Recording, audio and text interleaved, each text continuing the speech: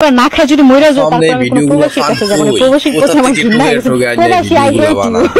আমি জীবনে প্রায় 1.5-2 লাখ বার বিয়ে করছি, 1.5-2 লাখ বার পালাইছি, 1.5-2 লাখ বার আমার প্রেম হয়েছে।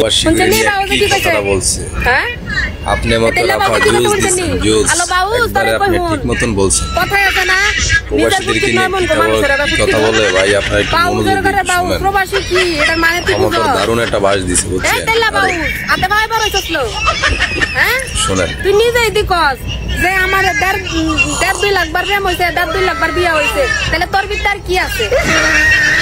তুই মুখে প্রবাসীদের করছ সেটাই তো তোর গুনাহ।